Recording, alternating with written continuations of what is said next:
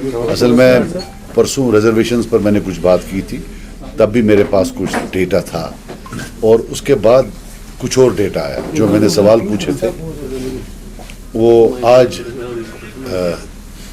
जो है उनका जवाब आया। तो एक बहुत शॉकिंग बात आई है जो हमने उसी दिन पहले बताई थी। बेटा अगर आप,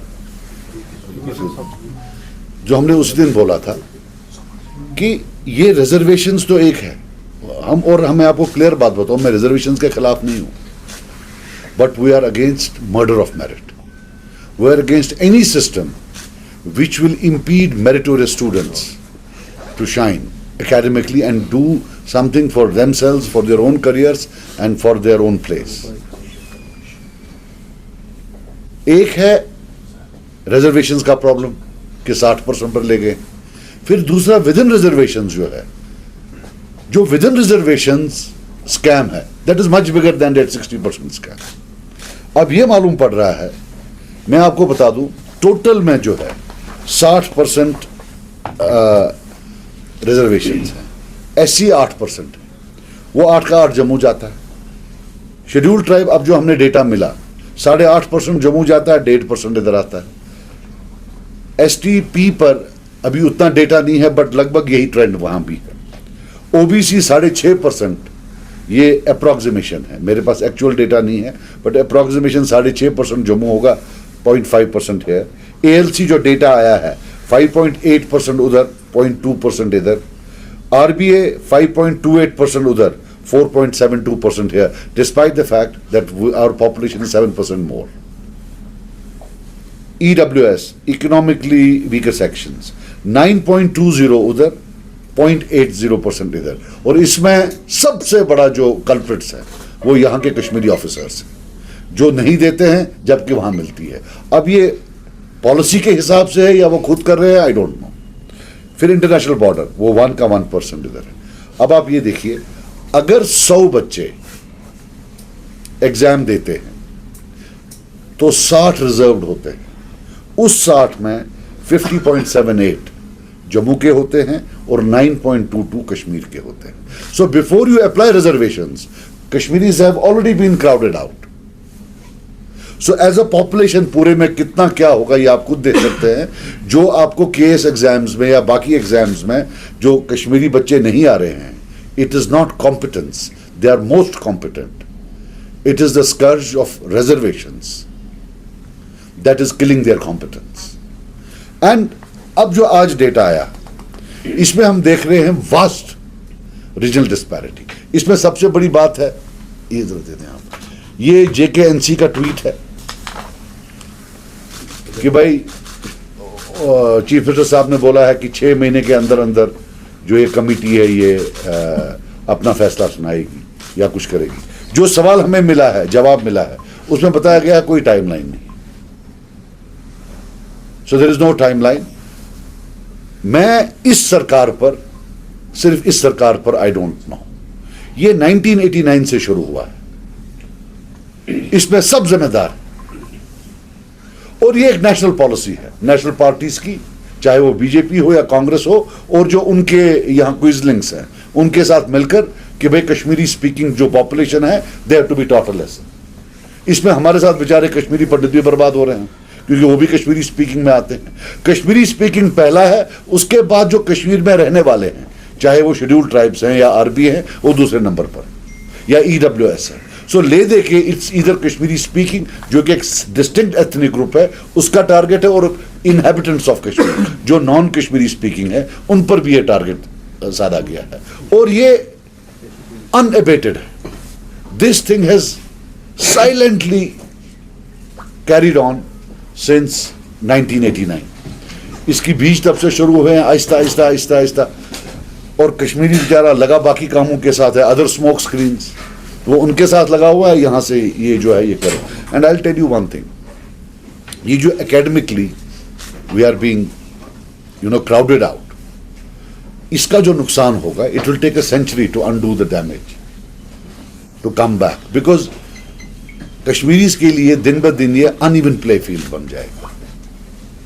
once they don't have jobs, once they are not in positions of power, उनके जो बच्चे आगे होंगे वो भी डिसएम्पावर्ड होंगे, शायद वो से प्राइवेट ट्यूशन यहाँ पर आते हैं बच्चों को, बाकी चीज़ें अदर हेल्प्स एकेडमिक हेल्प्स होते हैं वो नहीं दे पाएंगे, तो एक सिस्टम बन जाता है and they will be eventually crowded out.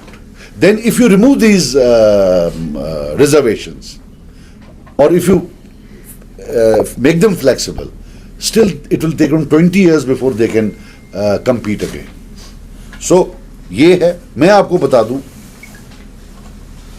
एक होता है affirmative action. We are in favor of affirmative action.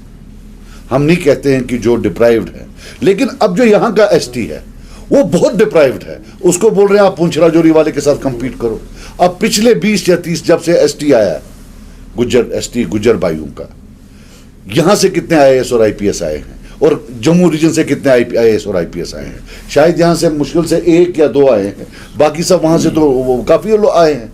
So that is an indicator कि यहां की जो सतह है वो कम है. यहां they need to be treated separately. कट्ठे डाल दिया, अल्लाह अल्लाह खैर सला, it is the Kashmiris who are losing out. तो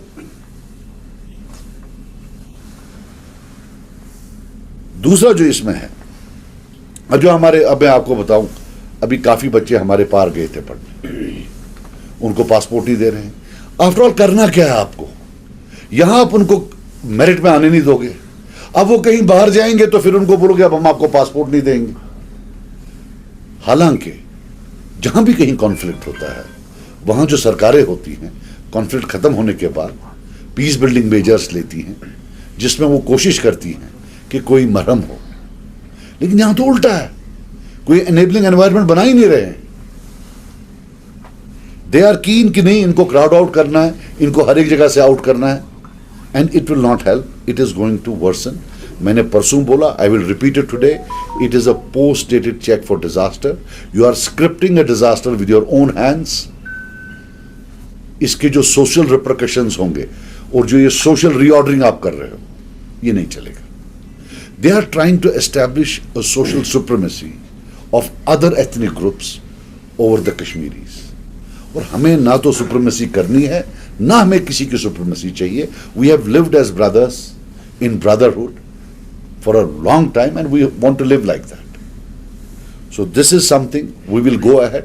I am planning to have a seminar where we will invite a lot of academics, and we will also give a fuller presentation with full data and look at the complete loss that is because of these reservations. हालांकि मैंने एक बात और बोली थी assembly में, मैंने उनको रिक्वेस्ट किया था कि जो आपके पास एग्जाम डेटा है, आप हाइपोथेटिकली एक लिस्ट वो निकाली जिसमें रिजर्वेशंस ना हो. उसमें आपको मालूम पड़ेगा कि अगर रिजर्वेशंस नहीं होते तो कश्मीर से कितने लोग आते. तो हमें मालूम पड़ता कि रिजर्वेशन से कश्मीरी पॉपुलेशन, स्पीकिंग पॉपुलेशन को कितना डैमेज हो रहा है. Then you could actually do something. So मैंने बोला था पहले affirmative action. I think what we need for Kashmiris now is a protective action. 53 की 55% पॉपुलेशन है. You also have to ensure कि इनकी जो है, अगर प्रोपोर्शनल रिप्रेजेंटेशन नहीं दे पाते हो, but you can't completely make them non existent. Then you have to ensure that a certain minimum percentage goes in there, जिसको मैं नाम रखता हूं प्रोटेक्टिव एक्शन. ये कोई मैंने एग्जिस्टिंग लिटरेचर से नहीं बोरो किया है, मेरा अपना कॉइन किया हुआ है कि अगर अफर्मेटिव एक्शन इज नीडेड तो जो मेजॉरिटी कम्युनिटी है at least get some protective action for that. हाँ, एक और चीज़ है, काफ़ी लोग मुझे पूछ रहे हैं कि EWS आपने भी किया था. हमने जो EWS किया था उसमें जो रिक्वायरमेंट थी वो 1 लाख रुपया साल की थी, कि जिसकी तनख्वाह 1 लाख रुपया हो. और वो हमने टारगेट की थी श्रीनगर सिटी के लिए, बारामूला टाउन के लिए, कठुआ टाउन के लिए, अनंतनाग, ये जो यहाँ वाले टाउन, बांडीपोरा, अर्बन एरियाज जहाँ उनको RBA नहीं मिलता है, जम्मू सिटी जहाँ RBA नहीं मिलता है और ST भी नहीं मिलता है, लेकिन गरीब बहुत है. लेकिन वो तब के गवर्नर साहब ने रिजेक्ट की, बोला ये कॉन्स्टिट्यूशन के बाहर है. फिर जब ये नई वाली आई है, इसमें यार्ड कुछ टोटली डिफरेंट है. इसमें शायद 6-7 लाख रुपया है. उतना तो फिर तो अमीर ही, यहाँ तो किसी का उतना तनख्वाह ही नहीं. तो बट अब जो इस EWS पे भी आता, उसमें भी जो हमारे यहाँ ऑफिसर्स हैं वो नहीं दे रहे हैं. ये जो मैं अब लगा रहा हूँ लगभग, ये as I told you, it is 85% in that region and 15% in this region, the reservation. That is the quantum of difference. Thank you. Sajad sahab, reservation आने वाले समय में एक बर्निंग इशू बनने जा रहा है, क्योंकि यंग स्टेट है, मैक्सिमम पॉपुलेशन मतलब ओपन मेरिट की अगर हम बात करेंगे तो रिजर्व ना ओपन मेरिट में फॉल होती है। आपने परसों असेंबली में भी एक है, आपको क्या खदशा है, क्या आपको लग रहा है कि ये जो गवर्नमेंट है, मौजूदा सरकार है, इसने पहले प्रॉमिस किया था कि 6 महीने के अंदर अंदर इसके जो हम कमेटी है उसका रिपोर्ट, आज उसका जवाब आया कि फिलहाल there is no deadline for that sub committee report. Question ये है, क्या आपको खदशा ये है कि जो रीजनल डिवाइड ये चाहते हैं कि जम्मू बेल्ट को एम्पावर करने की कोशिश कर रहे हैं और कश्मीर रीजन को डिसएम्पावर करने की कोशिश करें, this is a big conspiracy, do you think so? And खदशा क्या होंगे? आपने कहा कि कश्मीरी स्पीकिंग कोई ऑफिसर नहीं होगा आने वाले समय में ब्यूरोक्रेसी में। देखिए, मैं आपको बताऊं, जहां तक एग्जिस्टिंग गवर्नमेंट है, हम सारा ऊपर नहीं चढ़ा सकते, लेकिन 2-3 चीजें तो आराम से चढ़ जाती हैं। जो पहली चीज चढ़ जाती है कि उन्होंने जो बोला था timeline, they at that time have been very economical with truth. They have not told us that there is no timeline. And once there is a committee without a timeline, we know it means nothing. That's one. The number 2 thing is कि इतना बड़ा mandate कभी नहीं मिला है कि जहां इतने कश्मीरियों ने जो है सब ने वोट डाला है कि उनको इतनी ज्यादा सीटें आई हैं। मैं आपको छोटी बात बताऊं, हर मेंबर को असेंबली में 4.5-5 मिनट मिलते। तो मेरी कोशिश थी मैं लंबा बोलूं, लेकिन मैं 5 मिनट से ज्यादा बोल नहीं सकता हूं। मेरे कश्मीरी भाइयों ने इतना भी मुझे वोट नहीं दिए कि 2-3 मेंबर होते तो मैं 15 मिनट बोलता। तो जहां मेरी कमजोरी है मेरे पास नहीं है, वहां उनके पास ताकत है। अगर आज ये रीजनल डिवाइड पूरा नहीं हुआ तो कब होगा? आज एक पार्टी है जिसके पास लगभग 80-90 सीट, 88%, 90% सीट्स हैं वैली की। If you can't give them justice today, you tell me when you will give them justice. अगली बार जब भी इलेक्शन होगा, इनके इतने नहीं आने हैं, ये स्कैटर्ड होगा। फर्स्ट टाइम एक कट्टे आया है पोलराइज इनके पास। If they don't do it today, you tell me when they will do it. इसमें मेरे हिसाब से कुछ नहीं करना है। 2-3 सॉल्यूशंस हैं। वो सबसे एक है कि रीजनल कर दे, डिस्ट्रिक्ट वाइज फिर से कर दे शुरू। वो भी एक बहुत बड़ा कत्ल था जो डिस्ट्रिक्ट वाइज खत्म किया था। That was bad, very bad, because uplift में then why are these areas there? Why is the tehsil there? Why is the block there? Why is the district there? They are not only divisions of development or divisions of administration, but they also are milestones of जो indicators होते हैं per capita के, development के, बाकी चीज़ों के। और जब upliftment होती है, आपको ये भी देखना होता है कि सब uplift हो जाएं। Once you do province J&K level, और फिर दिस इज द रिजर्वेशन। तो इसलिए मैंने जो आपको इंडिकेट किया कि ये सब इसमें मिले हुए थे। इट्स अ नेशनल कंसेंसस कहीं ना कहीं है कि Kashmiri has to be taught a lesson. I can bet my life on this, but I don't want कि हमें सोल्यूशन चाहिए। वन सोल्यूशन इज कि आप रीजनली कर दें, और जो बाकी कुछ पोस्ट हैं एट अ सर्टेन लेवल, उनकी चाहे वो पूरे प्रोविंस में काम करे, लेकिन रिक्रूटमेंट डिस्ट्रिक्ट लेवल पर करें। एक प्राइवेट बिल आई है, एक एमएलए ने बेहतर भविष्य और उत्तम शिक्षा के लिए अपने बच्चों का दाखिला CBSE affiliated MV international school में करवाएं। 16 एजुकेशनल अवार्ड से सम्मानित एमवी इंटरनेशनल स्कूल में अंतर्राष्ट्रीय टाई अप्स और लड़के लड़कियों के लिए एनसीसी भी उपलब्ध है। यहाँ अटल टिंकरिंग लैब और नेशनल एजुकेशन पॉलिसी से लेस रचनात्मक पाठ्यक्रम पढ़ाया जाता है। हर साल कक्षा 12वीं की सीबीएसई परीक्षा में स्कूल के छात्रों का top class result MV international school की एक खास पहचान है। स्कूल मैनेजमेंट ने अब तक उत्कृष्ट रिजल्ट के लिए टॉपर छात्रों को 61 ब्रांडेड लैपटॉप प्रदान किए हैं। लिमिटेड सीट्स के लिए एमवी इंटरनेशनल स्कूल में दाखिला खुल चुका है।